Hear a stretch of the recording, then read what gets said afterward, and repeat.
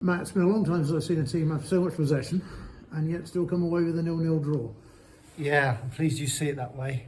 The players definitely do, the staff do. In terms of game plan, it worked other than just scoring a goal. I just said to the players there, you could play that game another 9 times and I think we'd score and win comprehensively 9 times out of 10.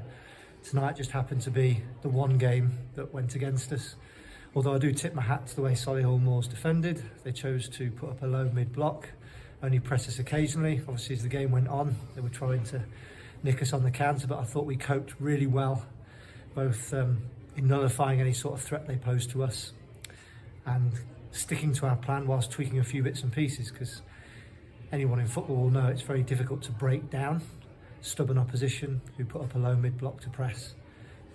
But I think the penalty box entries in the first half were probably close to 10. In the second half, maybe not quite as high, but certainly entries into the final third. So we never stopped knocking, and I'm really proud of my players' efforts, desire, energy, tenacity. But yeah, I won't lie, we're all frustrated and disappointed because it's 2 points lost rather than 1 point gain.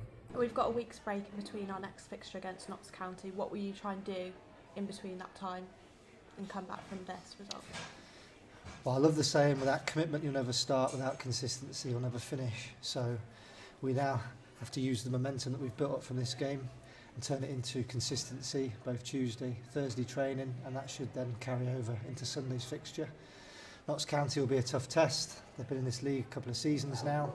We had a closely fought contest against them, 2-1 in the first half of the season, which again could have gone either way, and possibly a draw would have been a fair result at the time, but I would say that I'm biased. But we're prepared to go into a football scrap, as I say to the players, technically and tactically, to try and secure our status in this league and take points off opponents, whether we play home or away.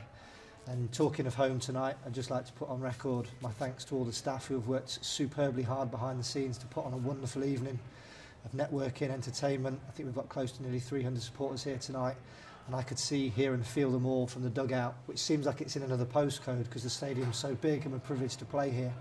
But the noise they were creating, they were definitely the 12th player that we needed, and I'm only sorry that we didn't get the victory that not only the players deserved for all of their efforts and desire and commitment, but all the fans deserve, because they were certainly doing their bit tonight.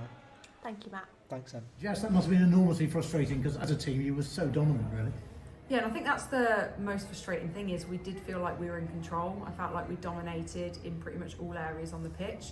I think the area we probably did struggle was that final third, is kind of keeping the ball, deciding to retain and build at times, and then potentially maybe shooting when we shouldn't have shot, or kind of passing when we should have shot. But it is what it is. Unfortunately, we move on. We've followed a plan today. We've executed it pretty much down to every single detail, apart from putting the ball in the back of the net. And obviously that's what wins games at the end of the day. But we take the point, we move forward, and we focus on kind of the next few games coming up. I was speaking to Matt and I mentioned to him that it was almost contrasting halves really. In the first half, I thought Evie Billingsley down the right hand side.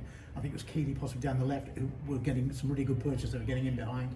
Second half, your best moments I thought came probably when Holly Congrave was sort of kind of pinging the ball from the back really, and you were turning their defence. Yeah, I think we just kept moving the ball. I think we're just tying them out pretty much. It's moving the ball left to right. Obviously we had a few different tactical things that we'd switched up as a team. I think it was myself that was on the right the first half and then moved to the left. And it's just to kind of give Keeley that licence. She had a lot of success in the first half. I think moving her over to the other wing, it was just to try and get her running up players. I think for her age, she's just adapted so well to National League and she's got such a raw talent. But yeah, look, we moved the ball out. Holly Congrave, that's her super strength. She's very good at picking out those passes.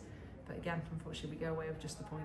Just a word about the crowd, because it's a freezing cold night, to be fair, and that they turned out in their numbers, didn't they? Best thing ever playing for this club is being at Six Ways. I mean, the fan experience that they create here is just unbelievable, and that's credit to every single one of our volunteers that we have. I think it goes unnoticed just how many volunteers that this club have, and I say there's so many kind of on pitch, off pitch. Obviously all the players and coaching staff are volunteers, but you look at the people off pitch and the stuff they do to make this club what it is. We certainly wouldn't be here without them. So to get in a crowd, I think it was over 300 we had in the end.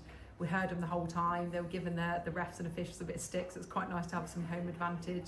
But yeah, absolutely, they make nights like this special. So yes, we haven't come away from a performance perspective with exactly what we wanted. But when you know, live in a community of people that come and support you, and they're generally here for kind of the greater good and women's football as a whole, you can't ask for any more. Thanks for your time. Appreciate it. Thank you.